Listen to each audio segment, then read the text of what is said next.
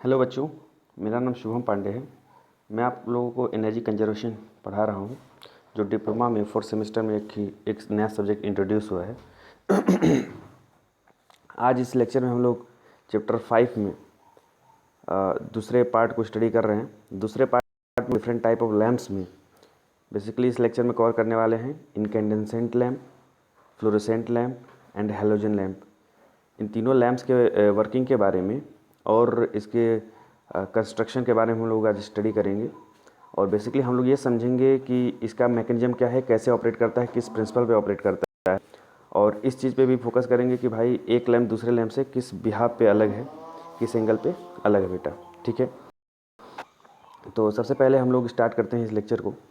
सबसे पहला लैम्प है हमारे पास ताप दीप्ति लैम्प, जिसे इंग्लिश में इनकैंडेसेंट लैम्प कहते हैं। इनकैंडेसेंट लैम्प बेसिकली जो बल्ब पहले लगते थे हमारे पास 100 वाट के बल्ब लगते थे, जिसमें वाइट नहीं ट्रांसपेरेंट ग्लास कवरिंग लगी होती थी, एनवलप लगा होता था उसके ऊपर का, और अंदर एक फिलामेंट लगा होता था। देखो फिगर मैंने बनाया है रफली। एक्चुअली एक होमवर्क भी आप लोगों के लिए। होमवर्क ये है बेटा, आप असाइनमेंट जो कर रहे हो तो करते ही रहना, और साथ के साथ होमवर्क ये है बेटा कि ये जो फिगर्स मैं यहाँ पे स्केच करके दिखा रहा हूँ, बना के दिखा रहा हूँ फिगर्स, ये उतने अच्छे से नहीं है, लेकिन आप एक बार नेट्स पे ज़रूर सर्च करके फिगर्स को देख लेना। ये होमवर्क है। तो पहला जो लैम्प है वो है ताप Deepti lamp, incandescent lamp. Basically ये 100 वाट का जो बल्ब पहले यूज होता था, आज से मान चलो कि 4-5 साल पहले, वो है। और एलईडी के आने के बाद इसका यूज़ ही बंद हो गया, क्योंकि एलईडी में पावर कंजम्पशन बहुत कम होता है। 5 से 10 वाट में ही भरपूर मात्रा में रोशनी मिल जाती है, और इसमें 100 वाट, इसमें इनकैंडेसेंट में 100 वाट कम से कम तो खर्च होते ही थे। चलो बेटा देखते हैं। ये इनकैंडेसेंट लैम्प है। इसमें अगर आप लोग देख रहे हो तो बेसिकली आपको समझ में आ रहा होगा कि इसमें एक ग्लास की कवरिंग ऊपर लगी हुई है। बेटा ग्लास की कवरिंग यहाँ पे ऊपर ये लगी हुई है, जो ऊपर का स्ट्रक्चर दिख रहा है, ये ग्लास की कवरिंग यहाँ पे ये लगी हुई है। इसे क्या बोलते हैं बेटा? ग्लास बल्ब बोलते हैं। इसे क्या बोलते हैं बेटा? ग्लास बल्ब बोलते हैं। इसके अंदर बेटा जो ये कैविटी है, ये अंदर स्पेस, इस स्पेस में क्या करेंगे हम लोग, क्या फिल करें? आप सभी लोग जानते हो बेसिकली इसके बारे में कि इसमें इनर्ट गैस को हम लोग फिल करते हैं। इनर्ट गैस को क्यों फिल करते हैं ये भी समझने की कोशिश करते हैं। देखो बेटा, इसके अंदर इनर्ट गैस इसलिए फिल किया जाता है ताकि जो फिलामेंट हमारा लगा हुआ है, जो फिलामेंट ये लगा हुआ है, ये फिलामेंट जो दिख रहा है, ये स्पाइक दिख रहा है आपको, ये फिलामेंट है। ये फिलामेंट के अंदर करोजन ना हो, जंक ना लगे, या ये ना करे। अगर कोई और गैस इसके अगर इसके अंदर भर देते यहाँ बल्ब के अंदर, तो क्या होता, वो गैस इस फिलामेंट से रिएक्ट कर जाता। क्यों रिएक्ट करता? क्योंकि जब इसको हम लोग ऑन करते हैं बल्ब को, तो फिलामेंट क्या करता है, हीट होता है। हीट करने के बाद ग्लो करता है। बहुत ही हाई टेम्परेचर पे होता है ये फिलामेंट।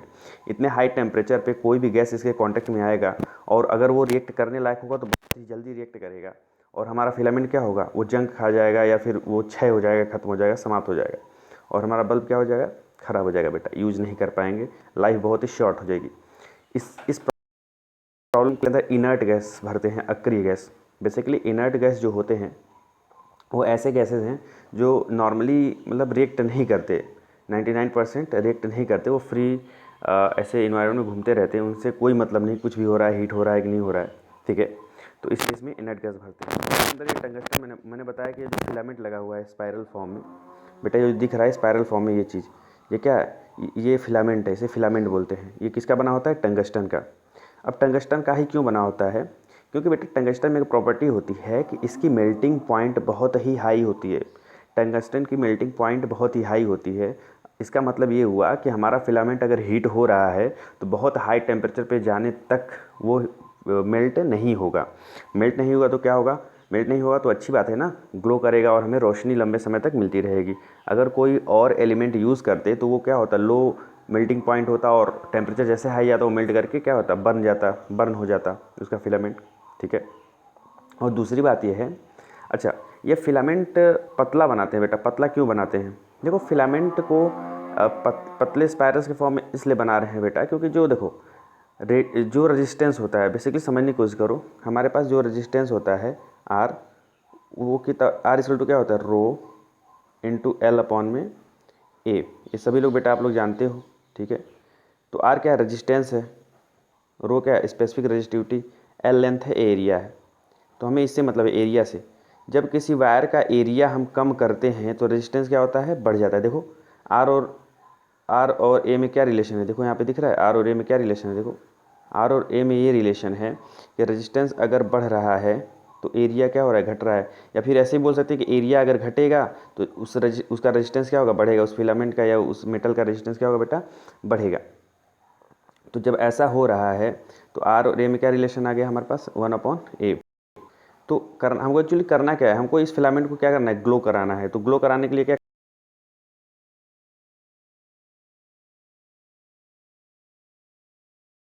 कराना पड़े, वो क्या होगा, पूरे जो इसमें करंट फ्लो होगा वो तो भाई जो सर्किट में करंट फ्लो हो रहा है वही होगा इसमें से फ्लो। इस फिलामेंट से वही करंट फ्लो होगा जो पूरे सर्किट में फ्लो हो रहा है। अगर इसमें करंट को वेरी हम कर ही नहीं सकते क्योंकि हमारा सर्किट डिस्टर्ब हो जाएगा, हमारे सारे इक्विपमेंट हैं वो डिस्टर्ब हो जाएंगे। तो हम एक काम करते हैं कि रेजिस्टेंस क्या करते हैं, रेजिस्टेंस को बढ़ा देते हैं। जब बेटा हम लोग रेजिस्टेंस को बढ़ा देंगे तो रेजिस्टेंस को बढ़ाने पे हमें ये दिखता है कि जो आई स्क्वायर आर है, देखो आई स्क्वायर आर है, आई को चेंज नहीं कर सकता सर, अगर चेंज करूँगा तो सर्किट डिस्टर्ब होगा। अगर आर को मैं बढ़ा देता हूँ, अगर आई स्क्वायर कांस्टेंट भी रहता है तो भी हमारा आई स्क्वायर आर क्या होगा, इंक्रीज हो जाएगा। तो आर को बढ़ाने के लिए एरिया क्या किया है मैंने, इस फिलामेंट का घटा दिया है, पतला वायर यूज़ किया है। जब एरिया मैंने घटाया है तो रेजिस्टेंस बढ़ा है और आई स्क्वायर बढ़ गया है। आई स्क्वायर आर बढ़ने के बाद जो हीट है वो भी बढ़ रहा है, हीट बढ़ रहा है उसके साथ साथ लाइट प्रोड्यूस हो रहा है, उसी लाइट से हमें मतलब है। तो आई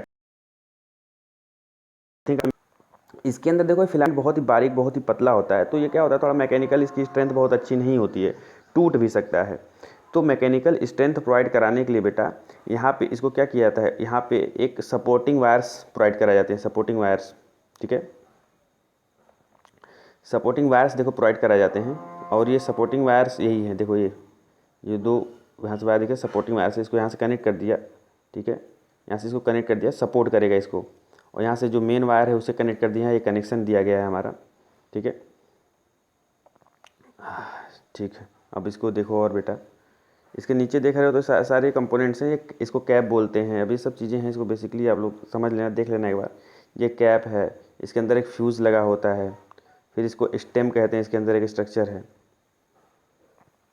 और इस वाले वायर को जो वायर कनेक्शन गया है इसको क्या बोलते हैं, डूमेट वायर बोलते हैं बेटा, डूमेट वायर इसको कहते हैं। और आपको समझ में से आ रहा होगा, यही है। जो इनर्ट गैस है वो क्या होता है, वो आर्गन या नाइट्रोजन फिल करते हैं। नाइट्रोजन क्या है, ये इनर्ट गैस नहीं है, लेकिन ये भी क्या करता है, बहुत ही कम रिएक्ट करता है। नाइट्रोजन गैस में हमारे पास जो है उसकी रिएक्टिविटी बहुत ही कम होती है, तो इसको भी कभी कभार फिल कर लेते हैं, लेकिन आइडियली हम लोग आर्गन गैस ही फिल करेंगे जो इनर्ट गैस है। तो आपका इनकैंडेंस लैम्प में यही इंपॉर्टेंट चीज़ है।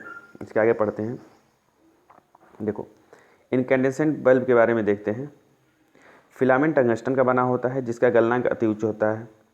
बल्ब के अंदर आर्गन या नाइट्रोजन गैस भरी जाती है ताकि टंगस्टन का क्षरण ना हो, करोजन ना हो। आधार तार फिलामेंट को यांत्रिक सहयोग प्रदान करता है। जो आधार तार लगा होता है फिलामेंट के नीचे वो क्या करता है, वो मैकेनिकल सपोर्ट प्रोवाइड करा रहा होता है। तो ये बहुत ही इंपॉर्टेंट चीज़ है। लेकिन एक बहुत ही इंपॉर्टेंट चीज़ ध्यान रखने वाली ये है कि जो हमारा इनकैंडेसेंट बल्ब होता है उसकी इफ़िशियंसी बहुत अच्छी नहीं होती है, उसकी इफ़िशियंसी बहुत ही अच्छी नहीं होती है। जो भी हम इलेक्ट्रिसिटी उसको सप्लाई करते हैं उसका मात्र 10% ही हमारा क्या हो पाता है, लाइट एनर्जी में कन्वर्ट हो पाता है मैक्सिमम। जब भाई 10% ही कन्वर्ट हो पा रहा है लाइट एनर्जी में तो बहुत अच्छी चीज़ नहीं है।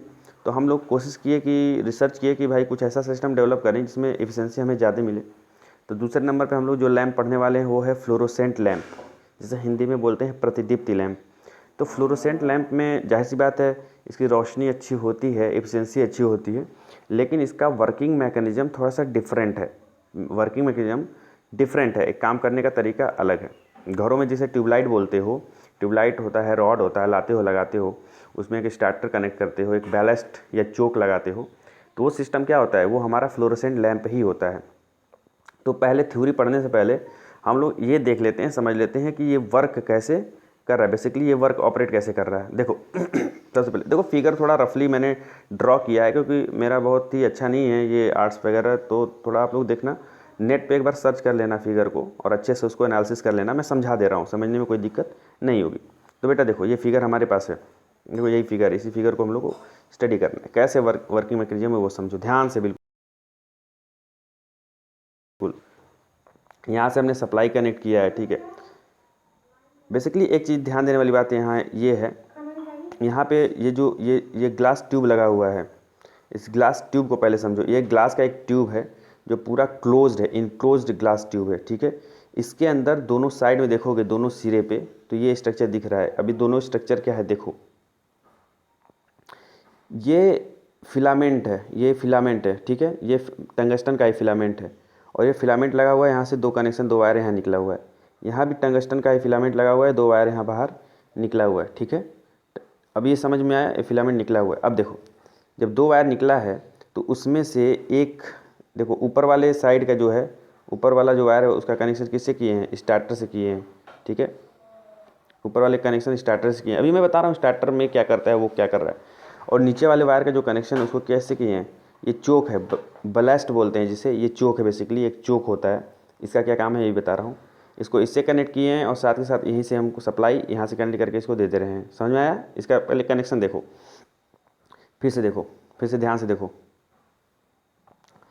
एक ग्लास ट्यूब होता है, ठीक है, एक ग्लास ट्यूब होता है। इस ग्लास ट्यूब के अंदर इनर्ट गैस भरा होता है, अक्रिय गैस, और इसमें क्या होता है, मरकरी भी भरा होता है। इसके अंदर मरकरी भी भरा होता है, ठीक है, इसमें मरकरी भी भरा होता है। क्यों भरा होता है बता रहा। इनक्लोज्ड होता है, दोनों साइड में फिलामेंट लगे होते हैं। फिलामेंट लगे होंगे तो दो साइड होगा इसका, एक ऐसे तार निकलेगा, ऐसे तार निकलेगा, दोनों साइड में ऐसे कनेक्शन होता है, दो वायर ऐसे निकले होते हैं बेटा, ठीक है। दो वायर निकले होते हैं तो ऊपर वाले वायर का जो ये निकला हुआ है इसका कनेक्शन स्टार्टर से ऐसे कर देते हैं, नीचे वाले वायर को ऐसे निकालते हैं। इसमें एक बैलास्ट लगाते हैं जो चोक है, इसको चोक बोलते हैं, ठीक है, चोक, इसको लगा देते हैं। फिर इसको ऐसे कनेक्ट कर देते हैं और यहाँ सप्लाई देते हैं। अब देखो होगा क्या। अब पहले स्टार्टर पे डिस्कस करते हैं। स्टार्टर क्या है? स्टार्टर बेसिकली एक आर्क डिस्चार्ज लैंप होता है। ध्यान सुनो, स्टार्टर बेसिकली हमारा जो होता है वो एक आर्क डिस्चार्ज लैंप होता है, आर्क डिस्चार्ज लैंप होता है बेटा, ठीक है। ये आर्क डिस्चार्ज लैंप होता है। आर्क डिस्चार्ज लैंप का क्या है वर्किंग मैकेनिज्म, उसको समझो। आर्क डिस्चार्ज लैंप का कनेक्शन कुछ ऐसे होता है, उसमें डिस्चार्ज, देखो एक बल्ब होगा ऐसे, ठीक, इसमें दो वायर्स होंगे, इसके बीच का डिस्टेंस बहुत कम होगा, यहाँ से कनेक्शन है, ठीक। इसके अंदर क्या है, गैस भरे हुए हैं, आयोनाइज होने वाले गैस, जिसको आयोनाइज कर पाएँ। यहाँ पे हाई वोल्टेज, यहाँ पे वोल्टेज प्रोवाइड कराते हैं तो इसके बीच में एक वोल्टेज डिफरेंस क्रिएट होता है। इस वोल्टेज डिफरेंस के कारण क्या होगा, यहाँ पे आर्क जनरेट होता है, जो गैस होता है वो आयोनाइज होकर यहाँ पे आर्क क्रिएट होता है। जब आर्क क्रिएट होता है तो आर्क क्या होगा, आर्क हीट होने लगता है। क्या होने लगता है, हीट। जब हीट होने लगता है तो इसका कॉन्टैक्ट क्या होता है, ये दोनों, ऐसा मैकेनिज्म है कि हीट होने के बाद ये दोनों आपस में टच कर जाते हैं। टच कर जाएंगे तो क्या होगा, शॉर्ट सर्किट हो जाएगा। फिर टच करेगा तो शॉर्ट सर्किट होगा। शॉर्ट सर्किट होने के बाद क्या होगा, यहाँ पे कोई भी ड्रॉप नहीं होगा। जब कोई भी ड्रॉप नहीं होगा तो फिर क्या होगा, ये ठंडा होगा। ठंडा होगा तो फिर से क्या हो जाता है, ये ठंडा होने के बाद फिर से ये पहले वाली कंडीशन में आता है और इसके बीच का जो कनेक्शन है ये क्या होता है, ओपन हो जाता है, ठीक। देखो आर्क जब क्रिएट हुआ तो गर्म हुआ, गर्म हुआ तो ये शॉर्ट सर्किट हो गया, क्लोज हो गया, झुक के एक दूसरे की तरफ ऐसे झुक गया और शॉर्ट सर्किट हो गया। झुकने के बाद कोई वोल्टेज ड्रॉप नहीं हुआ, ठीक है। झुका, जब कांटेक्ट में आ गया तो भाई कोई बीच में वोल्टेज नहीं आ रहा है, तो वोल्टेज नहीं आ रहा है, इसके बीच में कोई भी क्या हो रहा है, ड्रॉप नहीं हो रहा है, तो इसका टेम्परेचर डाउन होता है। टेम्परेचर डाउन होता है फिर पहले वाली कंडीशन में ऐसे आ जाता है सेपरेट होकर, और यही कंडीशन हर बार होती रहती है। तो ये क्या है, एक आर्क डिस्चार्ज लैंप ही होता है यहाँ पे स्टार्टर की जगह पे। कैसे ऑपरेट कर रहा है देखो, इनिशियल कंडीशन में ये कनेक्शन ऐसे रहता है, और जब यहाँ पे हम सप्लाई यहाँ प्रोवाइड कराते हैं तो सप्लाई क्या होता है, देखो सप्लाई यहाँ से प्रोवाइड करा रहे हैं तो यहाँ से मान लो करंट आया, यहाँ से बैलास्ट से, या जो चोक लगा हुआ है या इंडक्टर लगा हुआ है, इसको चार्ज करते हुए इधर आया, इस कनेक्शन से इधर आया, यहाँ जो फिलामेंट है इससे होके आया, यहाँ पे ऐसे ऐसे ऐसे यहाँ पे आ गया, ठीक है, यहाँ पे आया। फिर यहाँ से भी ये कनेक्शन बन रहा है और यहाँ से यहाँ आ रहा है।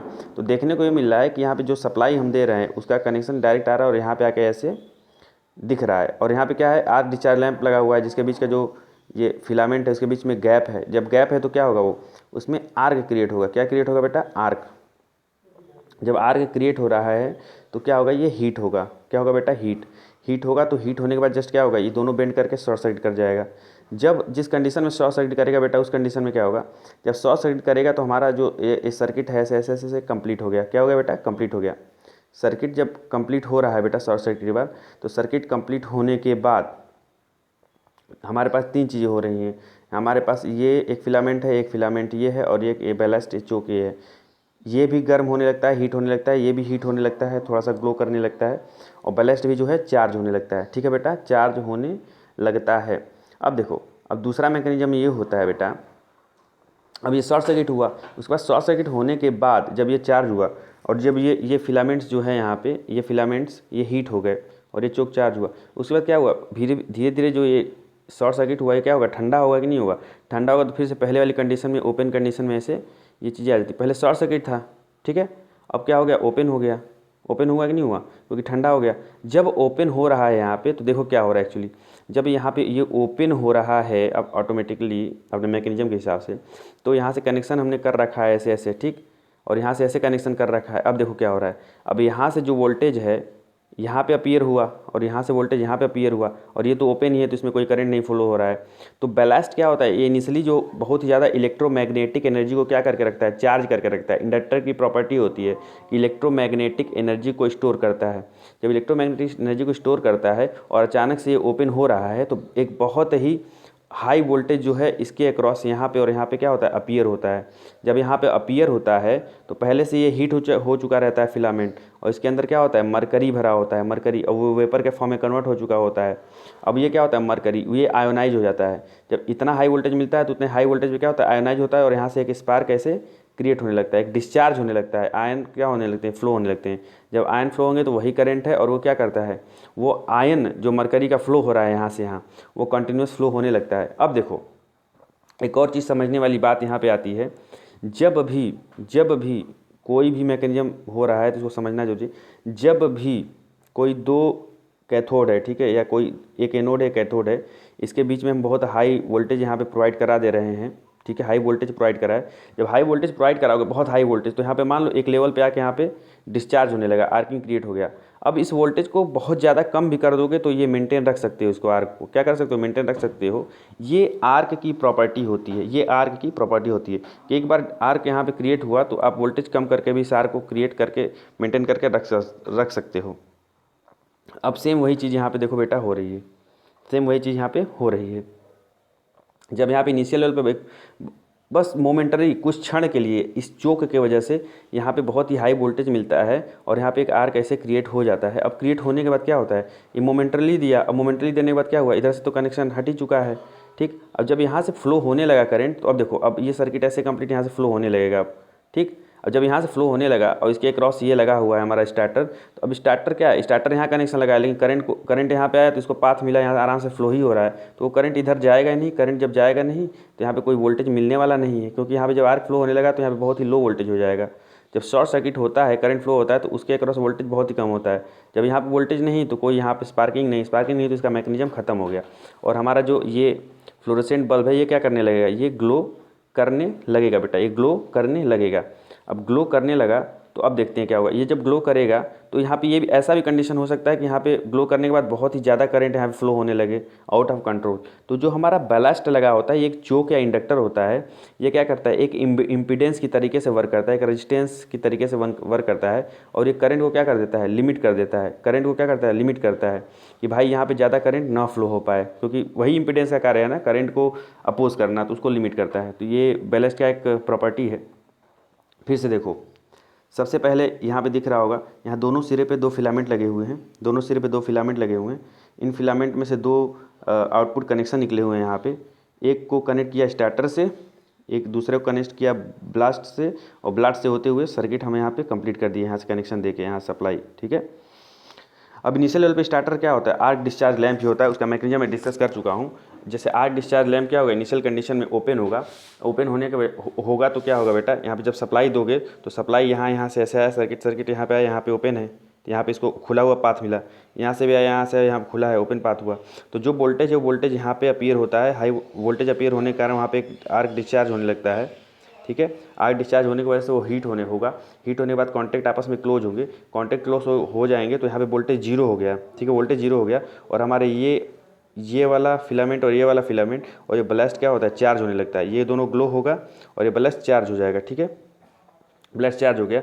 दूसरी वाली कंडीशन में क्या होगा, फिर ये जब वोल्टेज जीरो हुआ तो ये ठंडा होने लगता है, फिर ओपन हो जाता है। जब अचानक से ये ओपन होता है तो उसी क्षण, उसी मोमेंट पे क्या होता है, जब ये ओपन होता है उसी क्षण पे क्या होता है, भाई ये भी हीट हो चुका है और ये भी चार्ज हो चुका है, तो अचानक से यहाँ पे क्या होता है, यहाँ से कनेक्शन इसको दिखता है, लेकिन यहाँ पे ओपन सर्किट फील होता है। तो यहाँ पे एक हाई वोल्टेज, इस चोक के चार्ज होने की वजह से हाई वोल्टेज दिखता है। हाई वोल्टेज की वजह से जो भी मरकरी यहाँ पे फिल है वो आयोनाइज हो जाती है और वहाँ से एक डिस्चार्ज होने लगता है, एक आर्क फ्लो होने लगता है। जब आर्क एक बार फ्लो होने लगा तो ये आर्क हाई वोल्टेज पे आया जरूर है, लेकिन मेंटेन क्या हो जाएगा, इस सप्लाई लो वोल्टेज पे भी ये मेंटेन हो पाता है और हमारा ट्यूबलाइट कंटिन्यूस जलने लगता है। उसके बाद स्टार्टर से कनेक्शन डिसकनेक्ट हो जाता है। चलो, आई थिंक समझ में आ रहा होगा। अब देखो इसके नीचे थ्योरी देखो, अब समझ लो। फ्लोरोसेंट लैंप में ग्लास ट्यूब में थोड़ा गैस क्या भरा होता है, पारा वाष्प, मरकरी वेपर भरा होता है। ठीक है, बेसिकली मरकरी वेपर ही भरा होता है। सोडियम लैंप में सोडियम भरा होता है, लेकिन यहाँ पे क्या होगा, यहाँ पे मरकरी ही आपको मिलेगा। ठीक, अच्छा, ट्यूब के सतह पर प्रतिदीप्ति की कोटिंग की जाती है। अब देखो, जो यहाँ पे डिस्चार्ज हो रहा है ना, यहाँ पे इसको समझो, यहाँ पे जो ट्यूब में डिस्चार्ज हो रहा है, ये डिस्चार्ज होता है तो इससे यूवी अल्ट्रावायलेट रेज निकलती हैं। अल्ट्रावायलेट रेज जो होती है उसमें इतनी प्रॉपर्टी नहीं होती है कि वो क्या करे, हमको कोई भी चीज़ दिखा पाए, उससे हम कोई भी चीज़ विजुअली देख पाएँ। तो उसके लिए क्या करते हैं कि जो ये ट्यूब है ऊपर से वाइट कलर का होता है ना, देखे होगे वाइट कलर का होता है, ट्रांसपेरेंट नहीं होता है, वाइट होता है। उसके अंदर जो वाइट कलर की कोटिंग होती है वो किसकी कोटिंग होती है, वो फॉस्फर की कोटिंग होती है। फॉस्फर, और फॉस्फर क्या है, फॉस्फर एक ऐसा पदार्थ है जिस पे जब अल्ट्रावायलेट रेज को तुम डालते हो तो फॉस्फर क्या करता है, ग्लो करता है, विजिबल लाइट देता है। मतलब फॉस्फर पे जब अल्ट्रावायलेट रेज तुम डालोगे तो वो क्या करेगा, वो दिखने वाली रेज को अपने से प्रोड्यूस करेगा, मतलब जिसको विजिबल रेज बोलते हैं, और हम अपना काम कर सकते हैं, देख सकते हैं। ठीक है, तो वही चीज़ है। ट्यूब की सतह पर प्रतिदीप्ति फास्फर की कोटिंग की जाती है, जिससे अल्ट्रावायलेट रेज उस पर पड़ता है और वो ग्लो करने लगता है। ठीक है, स्टार्टर शुरुआती आर्क डिस्चार्ज करता है। आर्क डिस्चार्ज लैंप ही होता है।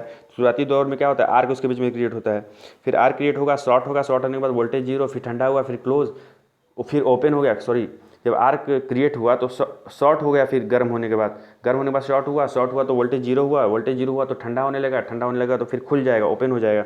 ओपन होने के बाद तो ट्यूबलाइट तब तक तो जल ही जाता है, मैं मैकेनिज्म आपको डिस्कस कर चुका हूँ, और लगातार वो जलने लगता है नॉर्मल वोल्टेज पे, क्योंकि एक बार स्टार्ट हुआ हाई वोल्टेज पे बैलास्ट की वजह से, चोक की वजह से, लेकिन कंटिन्यूस किस पे वर्क करने लगता है, सप्लाई वोल्टेज पे। ठीक है, अब इसका वर्किंग मैकेनिज्म क्या है, अंदर गैस आयनित होकर ट्यूब के फास्फर कोटिंग को उत्तेजित कर देती है। देखो ये फास्फोरस नहीं है, फॉस्फर है। ठीक है, फॉस्फर है, फास्फोरस नहीं है, फॉस्फर कोटिंग है, इसको थोड़ा ध्यान देना, ये फास्फोरस नहीं है, फॉस्फर है। ठीक है, कोटिंग को उत्तेजित कर देती है।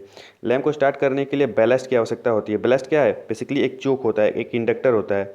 ठीक है, ताकि इलेक्ट्रोमैग्नेटिक एनर्जी को स्टोर कर सके और इनिशियल जब ज़रूरत है उस समय क्या कर सके, हाई वोल्टेज प्रोवाइड करा सके, ताकि हमारा डिस्चार्ज हो सके, आयनाइज जो गैस है उसमें करंट फ्लो हो सके। ठीक है, अब तीसरे नंबर का पॉइंट बेटा हम लोग के पास है हैलोजन लैम्प। हैलोजन लैम्प क्या होता है, नॉर्मली एक तरीके से समझ लो कि जो नॉर्मल हमारा इनकैंडेंसेंट लैंप होता है, जो तापदीप्ति लैंप होता है, जो नॉर्मल बल्ब आता था हमारे पास 100 वाट का, उसी को समझो तुम हैलोजन लैंप। लेकिन इसमें क्या होता है, इसके अंदर क्या होता है, इसके अंदर हैलोजन गैस भरा होता है बेटा। क्या भरा होता है, हैलोजन गैस। अब देखो, जो नॉर्मल हमारे पास तापदीप्ति लैंप था उसमें क्या भरा होता था, आर्गन भरा होता था। लेकिन इस वाले लैंप में, हैलोजन लैंप में क्या होगा, इसमें आर्गन तो होगा ही होगा, आर्गन के साथ साथ थोड़े अमाउंट में क्या होगा, हैलोजन भरा होगा। अब हैलोजन भरने से क्या फ़ायदा हो रहा है बेटा, ये देखो, हैलोजन भरने से ये होता है कि जो हमारा लाइट निकल रहा है वो लाइट क्या करता है, और ग्लो करके निकलता है, और ग्लो करके, जब ग्लो करके निकलेगा तो ज़्यादा दिखेगा तो इफिशियंसी हमारी क्या होगी, ज़्यादा होगी। तो देखो, टंगस्टन का फिलामेंट इसमें भी लगा होता है, सिंपल सी बात है, टंगस्टन का फिलामेंट हैलोजन लैंप में भी लगा होता है। इसके अंदर हैलोजन गैस भरा होता है, हैलोजन गैस भरा होता है और प्लस आर्गन गैस भी होता है। ठीक है, अब देखो यही मैकेनिज्म है, इसका एक बेसिक स्ट्रक्चर दिखा रहा हूँ। ये बल्ब है, इसके अंदर ये टंगस्टन का फिलामेंट लगा हुआ है, ये टंगस्टन का फिलामेंट दिख रहा होगा। इसके अंदर क्या है, फिर इसकी ट्यूब में क्या भरा हुआ है, हैलोजन प्लस आर्गन गैस भरा हुआ है, और ये सर्किट कंप्लीट होगा और इसमें एक हैलोजन साइकिल क्रिएट होता है, एक हैलोजन साइकिल टेक प्लेस होता है। उस हैलोजन साइकिल से इसकी लाइफ बढ़ जाती है। हैलोजन साइकिल क्या है, इसको समझो। हैलोजन साइकिल में ये होता है कि जो भी हैलोजन गैस यानी फ्लोरीन, क्लोरीन, ब्रोमीन, आयोडीन, ये हैलोजन गैस है, ये गैस भर देते हो तो क्या होता है कि इनिशियल लेवल पे जब फिलामेंट गर्म होता है तो हैलोजन गैस भी क्या होता है, वेपर के फॉर्म में कन्वर्ट हो जाता है। जब वेपर के फॉर्म में कन्वर्ट हो जाता है तो क्या होगा फिर, तो टंगस्टन कुछ ना कुछ तो वेपर के फॉर्म, टंगस्टन भी क्या होगा, वाष्पित होगा। भाई मेटल है, ये भी कुछ वाष्पित होगा। जब वाष्पित होकर टंगस्टन आसपास जाता है तो हैलोजन से क्या करता है, वो रिएक्ट करके क्या कर बनाता है, वो मेटल हैलाइड बना लेता है, ठीक है, मेटल का हैलाइड बना लेता है।